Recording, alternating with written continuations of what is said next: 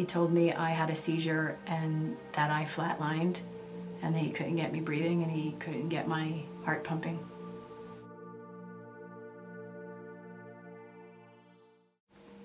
Gosh, what's my story? Probably starting on my 15th birthday, a friend and I had been out and we got hit by lightning and were thrown from the garage door we were standing against. We had been both hit in the base of the spine through the metal handle of the door. And I have to say I didn't really believe that happened, other than I was in excruciating pain. But that is the summer that the seizures started. I was having tonic seizures. I got a diagnosis accidentally by having one of these in a doctor's office 15 years after I started having them. And I woke to a very scared looking doctor, very confused, and he had a needle of atropine poised at my heart. Atropine is liquid adrenaline used for resuscitation when a heart stops. And apparently that's what happened. He told me I had a seizure and that I flatlined and that he couldn't get me breathing and he couldn't get my heart pumping.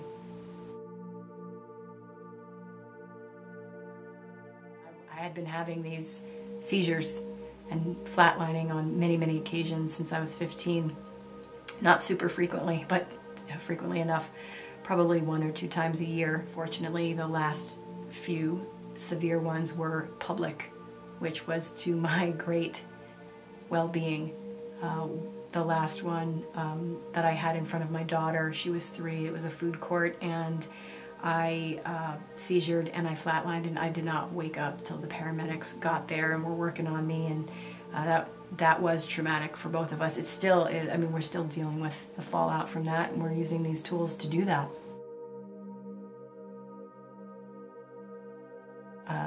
My husband had to prompt me to breathe 3 separate times during recovery. That had never happened before. Once I was breathing, but it was really painful. I didn't want to come back. I remember being at this still point, and it's excruciating to have this sense of calm. And then your heart starts beating, and it's pins and needles everywhere in the body, and you can't distract yourself. You can't get away from it. You can't bang your foot and distract yourself. You just have to be in a body that is screaming at you. And doesn't last long, fortunately, but I didn't want to come back. And after that episode, I really beefed up my application of the tools I was developing for myself, and I ended up creating the process that circumvented seizures from that point forward.